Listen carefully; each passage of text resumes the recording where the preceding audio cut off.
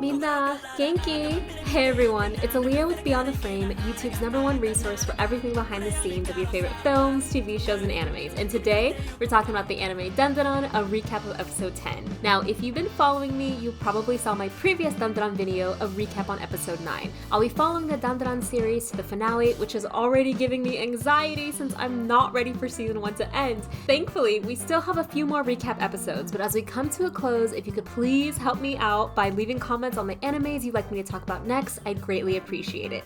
Now, let's get into episode 10 of Dandadan. 何してんの？こいつら全裸で抱き合ってるぞ！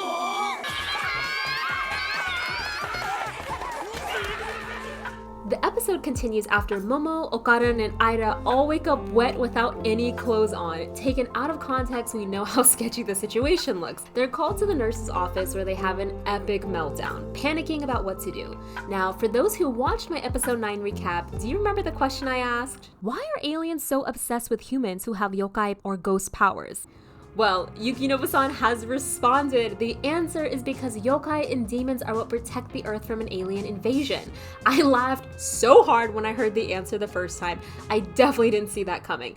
So even with all their alien technology, they still can't defeat yokai, which is why they have to attack special people like Okarun and Aira to dissect them so they can create the technology to defeat the yokai. And don't forget that Okarun thinks aliens are the ones who have his other ball. This new plot twist can't be good for our characters, but fortunately Okarun was finally able to tell Momo what really happened between him and Aira. Ugh, that was killing me. I'm so glad Momo knows so she can stop thinking the worst of him. And oh my gosh, he was so cute in this scene. Momo, you better freaking marry this dude. I love this chapter in the manga. It's called It Makes Your Heart Race, Don't It? Such a fitting title. You might have even heard Japanese people say Doki Doki when referring to this title. Now, right here with Aira, it was such a redeeming moment for her. What did you guys think? Personally, I love characters that go from bad to good or good to bad because I really appreciate the skill it takes to create that dynamic personality shift.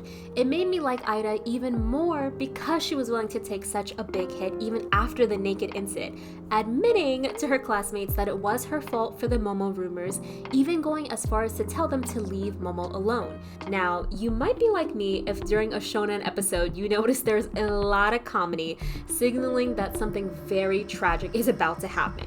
Which is exactly what we see with Dover Demon crying in front of Momo and Aira. The first time I knew something was off was in episode 9 when I noticed he was saying someone else's name. And as I kept listening to him sing, I realized that his backstory was probably going to be like another Acro Silky story. So I prepared myself and was ready for the ugly tears. Because in this episode, we see a flashback of Dover Demon's son crying and screaming for him. So heartbreaking.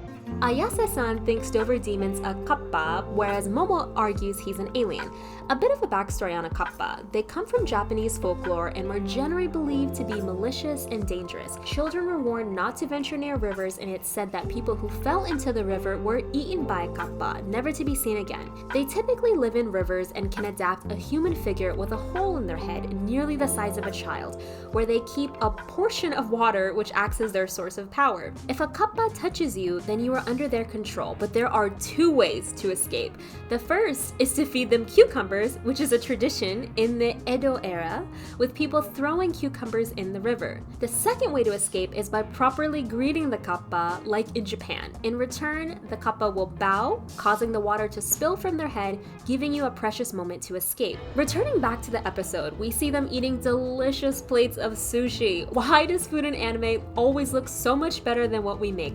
I've tried making food from anime cookbooks and they never look half as good as the anime. Now, in this scene, we get a few moments of laughter over their sushi shenanigans before our emotions are dragged back down and we learn Dover Demon's son is very sick and he needs a blood transfusion every day. And this just keeps getting sadder because the same illness killed his wife. The reason Dover Demon's story is so relatable is because many of us would do the same thing, doing whatever it took to get money so we could save our loved ones. I mean, just look at Squid Game and what she's willing to do to reunite her family. Characters are memorable because we feel a deep connection to them, ultimately putting ourselves in their shoes. Although, I don't know many men who could easily offer up their ochimpo like Okarun just did. wow. But it's this exact reason that makes Okarin so admirable and why we love him. So here we are feeling oh so sad about Dover Demon's situation when we find out his blood is milk. Oh, seriously, Yukinobu-san is just having a field day, forcing us to ride his emotional roller coaster, completely uncaring of our sanity. Thankfully, Dover Demon is now an ally, so I'm sure we'll see him again. And just when we think the episode is all over and we're ready to say goodnight, who just happens to show up at the door? Momo's childhood friend and first love! Red alert, you guys, red alert. This is so bad. Poor Okarin. Not only does he have to fight aliens and ghosts and trying to find his missing ball, now he has to deal with an old fling after Momo's heart. Of course, the show left us on a huge cliffhanger, but don't worry, I'll be back next week for DANDADAN Thursday, a recap on episode 11. So hang in there. Fighting! This is Aaliyah with Beyond the Frame. DANDADAN episode 10. Are we in? Are we out? What do we think? Let me know. If you want more of a backstory on Dover Demon, go watch my video, episode 9 recap, where I do a deep dive into his background and some important facts you might have missed in that episode. If there's something you loved in episode 10, please leave a comment because I want to hear from you. It's always nice to hear your takeaway and what you thought about the episode. And remember to like, subscribe, and I'll see you next time. Ja, mata ne!